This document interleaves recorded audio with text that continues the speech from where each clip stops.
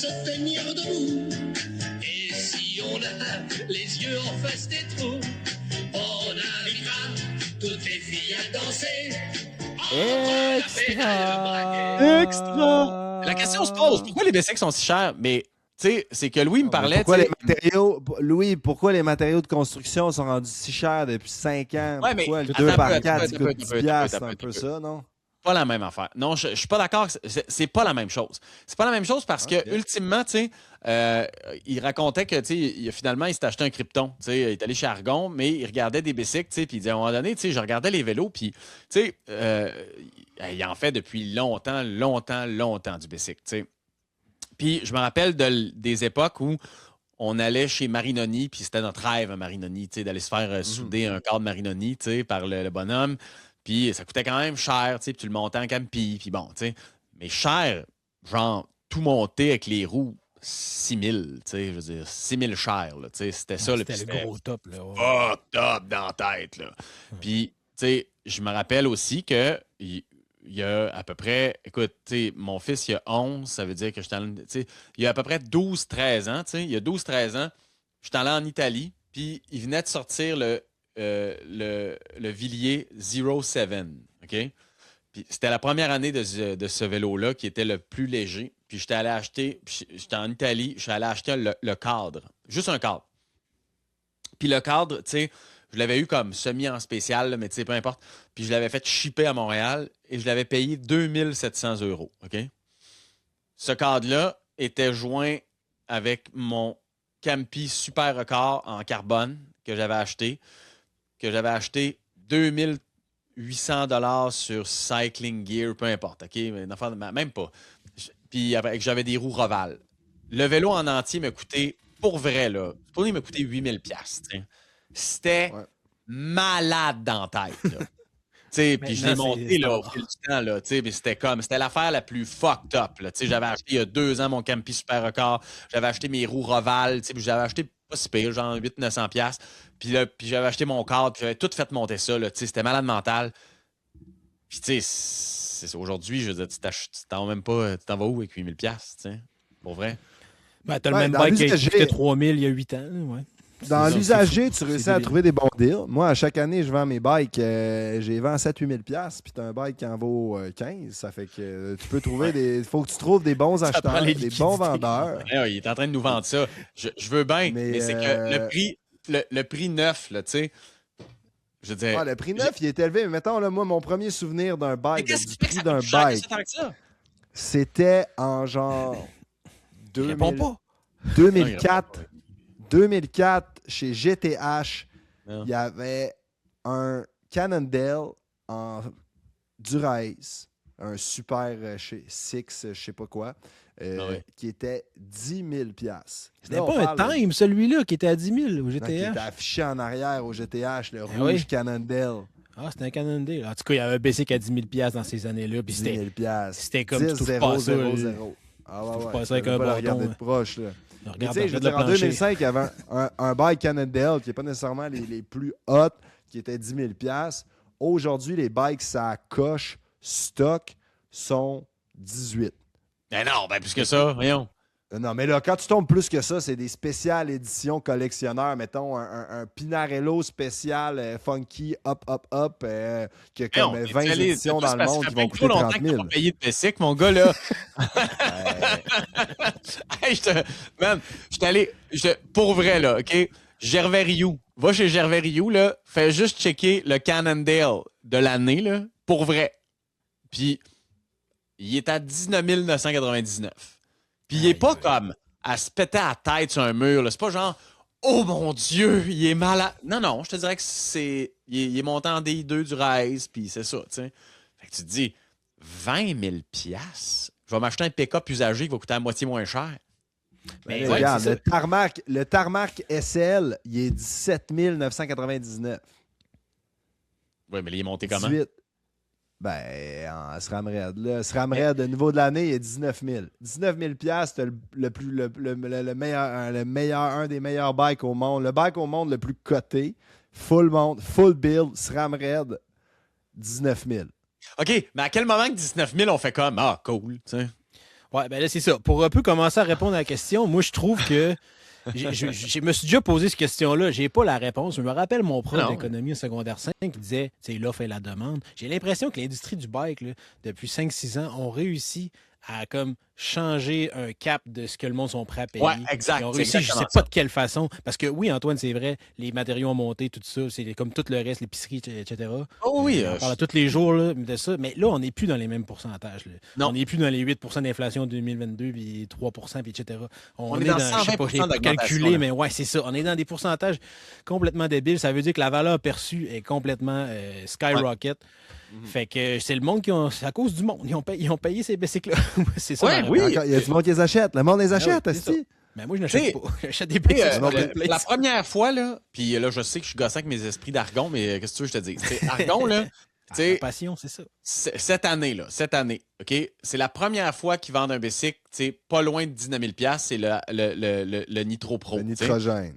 Ouais, Ouais. qui est en SRAM Red. Il est 18 500, OK? C'est la première fois qu'il pète le 15 000 quasiment, OK? Ouais. Puis là, ce bicycle-là, là, il est malade mental, là. Tu sais, on s'entend, là. Il il est est le les autres top. 4, là. C'est le top que tu peux avoir. Exact. C'est 19 000 $. Ouais, tu C'est- parlais de c'est- chars tantôt. Moi, mes deux chars ensemble, ils valent à peu près ça.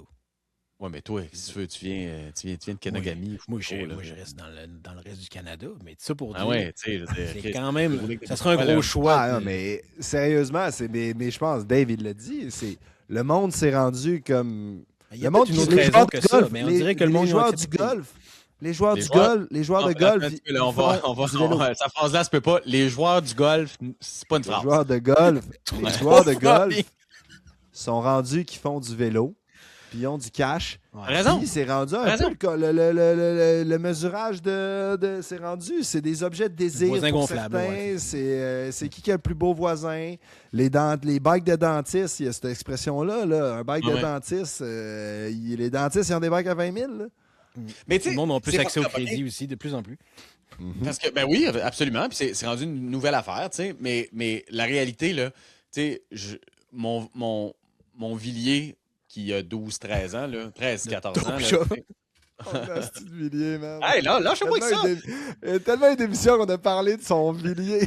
Mais Ah, donne-moi c'est la ça, passion différence du vélo, de rouler man. avec ça. Ça se contrôle Donne-moi pas. donne-moi la différence de rouler avec ça, puis pour vrai, là, puis de rouler avec, tu sais, le nouveau Argon à 19 000 $ ou le nouveau Cannondale à 19 000 $. Pas de joke, là. Ah, c'est Y a- le jour et la nuit. Ben man. voyons, ouais, tu me dis n'importe Le- quoi, mon gars. Jour et la nuit. C'est comme je te donne une vieille Honda Civic 2001, non, puis je te attends. donne à côté un Q7 de l'année confortable, aéro Non, qui roule C'est vite. Là. n'importe quoi. Ça, je suis pas d'accord. Ça se peut pas, Ah ça. ben, je vais te mettre côte à côte, puis on va dire on va faire des tours du circuit ou on va faire des tours de circuit. Le plus checker léger, ça en sur tout le cas, plat. c'est mon Villiers. À ce jour. Et de Ouais, loin. ça, je suis d'accord. Les vieux On bikes s'en peuvent être fout. très light. Moi aussi, Oui, moi, j'ai un vieux bike. Plus qui est light, mais il super avance léger. pas. Ben non, il avance pas. Je suis d'accord Il avec vous avance deux, moi. pas. Pour Mais vrai? je dirais Je suis que... sûr qu'il est plus. Ben oui. Ah non, c'est Ils ont- clair, ça va plus vite, les nouveaux bikes, il y a quelque chose. Amène-les. Les bikes qui s'amènent, puis une fois qu'ils sont amenés, ils tiennent une vitesse, ils ont un aéro, ils ont un momentum, ils ont une synergie. Fait que là, il faut que je débile, le la vende, vitesse. là, parce que j'ai vendu mon vieux 112, là. J'ai vendu mon vieux 112 Argon. Ben, ça dépend. T'es pas aussi de le vendre. Parce que si tu es connecté J'ai vendu émotionnellement 600 à lui, tu peux le garder. Parce que si tu te sens bien aller rouler avec, comme moi, c'est mon cas avec mon vieux Cannondale, je vais rien que rouler à 7 heures le soir, j'ai pas le temps d'appeler personne. Fait que je suis tout seul de toute façon. Fait que je vais rouler, comme Antoine dit, je vais rouler moins vite, mais ça fait la job. Fait que ça dépend. Mais c'est sûr que si on se remet si je me remets dans des group rides la fin de semaine, tout ça, ouais, je vais trouver ça dur avec mon Ah ouais, PC il y a une bonne différence, pour vrai. Ouais. Vraiment. OK. Vraiment. Bon, ben, Non, vais non, mais stick je avec te mon dis, Argon. c'est les roues, juste la façon que les roues aujourd'hui, les roues sont beaucoup plus larges. Tu peux mettre des plus gros tubes. C'est plus aéro. Tu es capable d'être plus mou. C'est plus confortable. C'est que tu es capable d'avoir un bike qui est ultra rigide et aéro, mais que tu vas chercher le confort avec les roues plus larges puis les pneus plus larges, plus mous. Tu sais, C'est comme tu vas chercher un combo de tout. Ouais, c'est plein de choses C'est- qui s'accumulent. C'est pas comparable. C'est Je suis en train de l'évolution. déménager, On tu peut sais. comparer un Basic des années 80 un Basic des Ouais. années 2010. On va Ah avoir non, le je même comprends, constat. mais parce que là, on est quand même pas loin. Tu sais, c'est-à-dire que tu sais, Ah, mais- t'as ouais, tous tes c'est dur à bearings, tu sais, tes bearings en céramique, tu sais, pour vrai, là, tu sais, mes roues, ben, là, je parle encore de mon affilié, mais c'est ça pareil. Mais tu sais, les bearings sont top, le cadre est top, les roues sont top. Tu sais, je suis en Campi super Aujourd'hui, record. ils sont juste plus top. Hey, Campi, Ouais. man, il était au bord de la faillite il y a 5 ans. Il n'y a plus un Ouais, je coureur sur le World Tour qui court avec ça. L'autre fois, tu avais Luke Rowe, là, il disait dans le podcast avec Geraint Thomas, il dit tu mets Pogacar sur un bike d'il y a 10 ans, il ne gagne Ouais. pas une course. Il a mis le statement. Il y a 10 ans. Il n'a pas dit un bike des années 2001. Là. Il a dit un bike il y a 10 ans, il ne gagne pas de course. Ah, moi, je suis comme sous le choc de ça. Moi, le vendre. Faudrait Combien qu'on je aille peux vendre ça? faire essayer sur une journée Ah, de mais démo. Senna, mais vends-les pas, là. Demande, essaye un nitrogène, on va apporter les deux, puis on va aller faire un tour. OK. Puis tu OK, je feras le vends, comme je le vends pas tout de suite. Ben, en fait, JP va faire 2 tours. Un tour avec chaque vélo, puis il va Un à tour peu avec près le chaque même vélo. effort, conditions comparables, puis là, il va pouvoir faire son propre jugement. OK, parfait. On met On les fait ça. watts, on met les watts, puis juste le feeling, tu vas pas comprendre ce qui se passe. Là. Ah, ouais. C'est excitant. Le handling d'un virage. Mais ceci Ah non. étant dit, ils vont plus vite qu'avant, mais la différence de vitesse est beaucoup moins grande que l'augmentation de prix. Merci. Malheureusement. Voilà, c'est la conclusion que j'attendais. Ça, c'est un génie. Merci Prochaine beaucoup. Il est fort, Dave, pareil. Une chance il est qu'on bien l'a avec nous. J'ai une question de Pascal Hugo Caron-Quentin. C'est pas un vrai nom. Est-ce que Je connais, lui. Est-ce que la forme de Remco est soutenable pour battre Pogacar en juillet?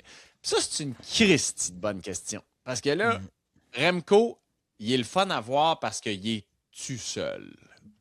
Là, il est comme, il sort toutes ses guns, il a l'air de pouvoir écraser n'importe qui, mais entendons-nous, ben là, ça c'est mon Ouais. opinion, là, entendons-nous, il est quand même pas avec des big guns à côté, là.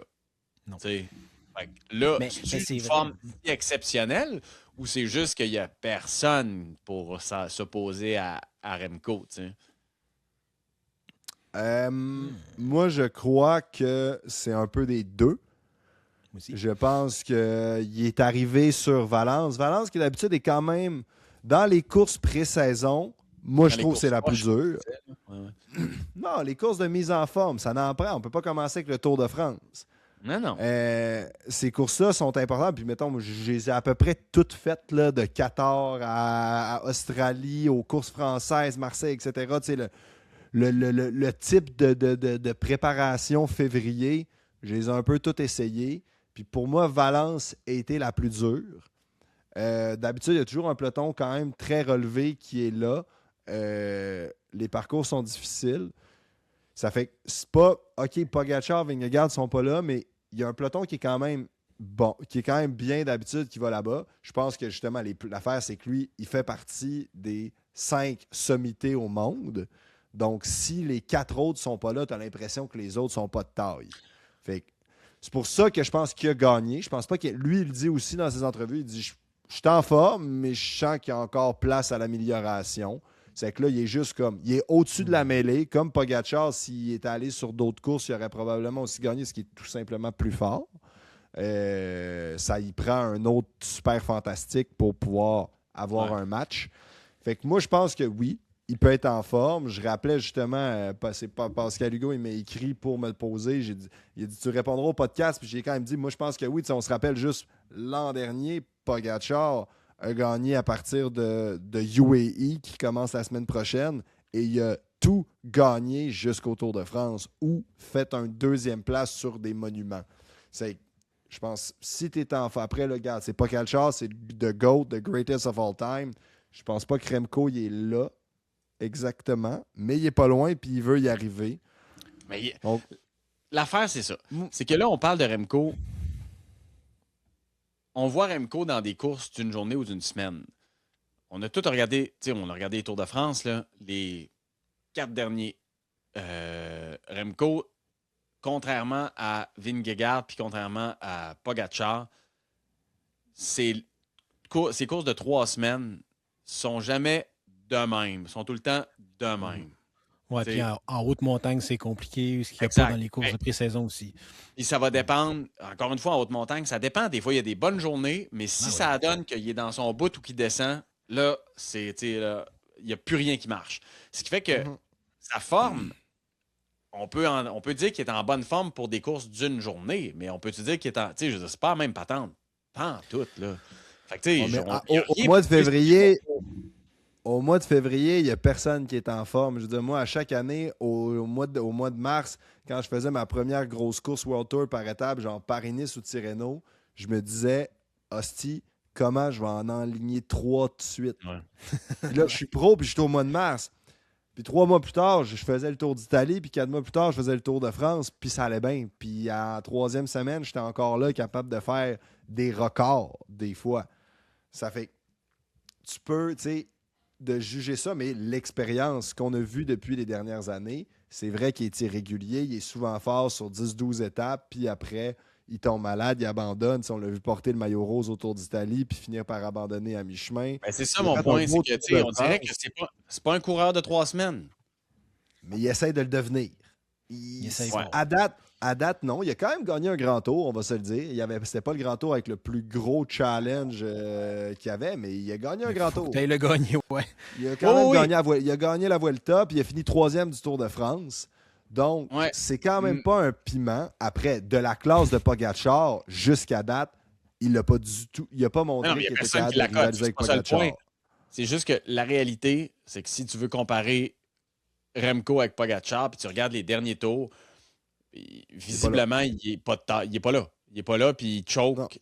Je veux dire, on l'a vu, là, choquer là, rude, là, souvent. Surtout l'année passée. Puis, ben, c'est la question de l'année. Il va-tu franchir un cap? Mais je trouve, là, c'est vrai que Pogacar, l'année passée, a tout gagné ses courses, puis là, Remco les gagne tous. Mais la manière, on dirait que Remco, il est tellement explosif. C'est ça qui semble pas soutenable. C'est peut-être ça un peu la question. Oui, il est agressif. On dirait. Il veut se battre. Il est fâché, là.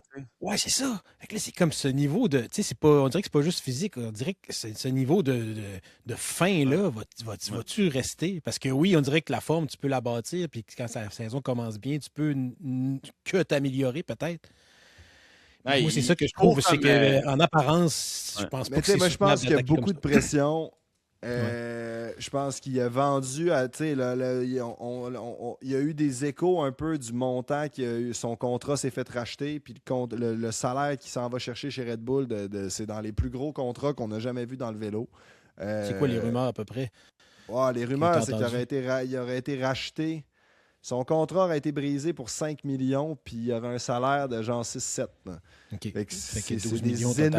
C'est des énormes montants que dans le monde du vélo, à part Pogacar qui de plus en plus fait des gros salaires, au-delà des 5, ça s'était pas mal jamais vu. Puis là, il s'en va d'une grosse équipe. Il est comme, j'étais pas capable de gagner le tour parce que j'étais dans une équipe de classique. Là, je m'en vais là-bas avec des connaissances de grand tour. Puis je m'en vais pour rivaliser cette année contre Pogacar. Fait que c'est sûr qu'il y a une pression. C'est sûr. Il a vendu de la grosse salade. Là. Puis tu le sens qu'il y a de quoi prouver. Tu as les Eddy Merckx qui disent il sera jamais capable. Il se fait quand même beaucoup blaster par la presse belge, qui est comme un peu notre presse québécoise pour les Canadiens de Montréal. C'est pas facile. Si on avait un camp, c'est pas facile pour nos Québécois de jouer aux Canadiens. Ça fait que pour les Belges. Si t'es bon, t'es bon. Là. Si t'es pas bon, t'es pas bon. Je veux dire, on peut pas dire qu'il est pas bien. On peut pas dire qu'il est pas bon. Il est très bon, c'est ça mon point. Je pense pas que ce soit tant. Mais tu sais, honnêtement, là, puis je le dis, là, on est le 12 février, ça va sortir le 16, je sais pas trop. Ouais. Je vous le dis là. OK? Si Remco est encore in contention, là, OK? Après 2 semaines de tour, puis quand je dis in contention, c'est en dedans de 2 minutes, là, pas, on n'est pas à 5 minutes. Là, en dedans de 2 minutes avant le contre-la-montre. En dedans de 2 minutes avant. Avant le contre-la-montre, si c'est ça, là, je vous promets, là, je vais manger un bas. Un petit bas, mais je vais manger mes bas. C'est une promesse que je fais, là. Je vais prendre une bouchée d'une chaussette. Dans l'extra ou dans le régulier? Dans le régulier, mon gars. OK. Dans le régulier, mon gars. C'est intéressant. J'ai même pas peur. Je suis même pas en train de me dire quel bas va falloir que je sélectionne. Mais on va le noter, là. C'est un bas que tu t'es entraîné avec? Ou... Non, mais rendu là, il va falloir que je trouve le bon, là. Mais c'est... Pour répondre à la question de PH, je crois que oui, c'est sustainable d'être en forme encore. Tu sais, moi, je pense que je dis pas qu'il va battre Pogacar nécessairement, mais je pense que sa forme du moment ne veut pas dire que au mois de juillet, il ne sera pas à son pic de forme par rapport à lui. Voici mon statement. Écoute, on verra. Puis je l'aime, ce gars-là. Là. Genre, pour vrai, je suis un fan de Remco. Tu l'aimes plus que Vingegaard. Là. Ben, encore une fois, je l'aime, Vingegaard. C'est juste que. La semaine passée, t'as dit non. Non, mais c'est pas ça. C'est Finalement, pas que je il a l'aime dit qu'il pas. l'aimait peut-être plus. Ouais. Je pense sincèrement que il est trop chialeux pour. En fait, j'ai l'impression qu'il y a trop de distractions autour de lui qui fait qu'il se concentre pas sur la bonne affaire. Puis, je veux dire, j'ai l'impression qu'il vise pas à bonne place. Mais ça, c'est moi. Là, et puis, c'est très facile de parler de ça là, dans un bureau à Eastman là, à moins 30 pour son sac là, de pédaler l'hiver. Là, dans le sens où, je veux dire, j'ai aucune expertise. Mon feeling... Mais c'est quand même ce que les gens se disent aussi bien souvent. Là. Mon feeling, c'est que je me dis, on dirait qu'il vise pas à bonne place. Mais ça, c'est moi. OK, bon. Là, ça paraît dernière pas... Dernière question. Mais là, on se met une dernière question, puis OK, non, on a lancé. Non, OK. Non, mais regarde, tu sais quoi? On va être smart avec l'extra, OK? Puis on va poser une dernière question, OK? Puis je vais poser une question, c'est encore ma gang. Puis ça, c'est une question aussi qui va me servir à moi. Mais vous autres qui êtes des tops de l'entraînement, puis particulièrement Antoine, là, tu sais... non, mais... Tu sais, on a trippé, en tout cas, et j'en suis, là, à checker toutes les entrevues de Pogacar qui parlaient de ses entraînements dans différentes zones, là. Pour un cycliste comme nous autres, là, pas comme toi, Antoine, puis pas comme toi, Dave, mais comme moi, là, quand on veut se remettre en forme, puis là, on veut se préparer avant la fonte des neiges, là, c'est quoi le genre de ratio en zone 2 qu'il faut préconiser? C'est-à-dire que si on fait 5 heures de vélo par semaine sur le rouleau, là, selon toi, il faut être dans zone 2 combien de temps sur ces 5 heures-là? Ben, sincèrement, je suis pas un professionnel de l'entraînement. Je pourrais demander à mon beau-frère qui était venu nous voir l'an dernier de venir faire un tour bientôt au podcast pour nous éclairer là-dessus. Sincèrement, je pense, la zone 2, là, on tombe dans une zone d'endurance puis de résistance un peu élevée. Pour des gars qui roulent puis qui se préparent pour des courses de 6 heures, ce qui n'est pas la réalité du tout d'aucune personne qui fait du home trainer au Québec puis qui travaille à temps plein puis qui a 45 ans. Donc, je crois pas. Tu sais, c'est difficile de calculer le temps. OK, est-ce que ton temps de repos entre dans ton. Moi, je pense que sur le rouleau, quand tu as 1 heure puis tu t'entraînes un petit peu d'un crack 3 fois par semaine à 5 heures du matin ou à 7 heures, à 8 heures le soir quand les enfants sont couchés, si tu es motivé et tu te sens bien, tu as plus intérêt de faire un peu des intensités, des fractionnés, dépendant de comme c'est où que tu es rendu dans ta préparation. Mettons, si on simplifie vraiment, si tu tires sur des 30-30, des 1 minute, un peu de tempo, puis après ça, tu peux jouer là-dessus. Puis si ton seul entraînement, c'est du vélo, puis là, des fois, tu es comme, ben là, je veux juste rouler, je veux juste faire de la zone 2. Là. Quand on parle de. Moi, je viens d'un peu d'une plus vieille école. La zone 2 de Pogacar, c'était la zone 3 il y a 10 ans. Là. On parle de 150. Ouais, c'est 150 de pulse. Moi, ma zone 2, c'est en bas de 130, qui est vraiment une zone d'endurance. Mais après, c'est juste comment tu le chiffres. C'est quoi la zone 2 de Pogacar déjà? Manu sur Instagram, il disait 330. C'est 320, 340. Mais tu sais, à 150 de pulse. Mettons, il est plus léger que moi. Mais moi, quand je faisais des entraînements en forme. 150 de pulse, c'est zone 2, tu me niaises-tu, Chris? Mais c'est ça que je dis, le zone 2, c'est zone 3. Ouais, mais c'est comme tu es capable de parler, mais c'est difficile. C'est ça. Moi, j'en faisais des entraînements. Parler, c'est difficile, mon gars. Là. Ouais, mais juste tu peux répondre à quelqu'un, mais tu peux pas parler beaucoup. Moi, j'en faisais des entraînements des fois de 3-4 heures à 150 de pulse, puis c'était comme ça aujourd'hui. C'est ça que je fais, puis c'était là, mettons, c'était un 4 heures vraiment concentré, puis c'était à peu près ça que je poussais, le 320 watts. Après, je fais 10 kilos de plus que lui. C'est comme si moi, il fallait que je fasse comme 380. Ouais. C'est ça qui fait qu'il est vraiment fort. Mais je veux dire, à 150, mais c'est juste, je pense que c'est pas ce qui est adapté pour quelqu'un. C'est pas ça qui va te faire devenir plus fort.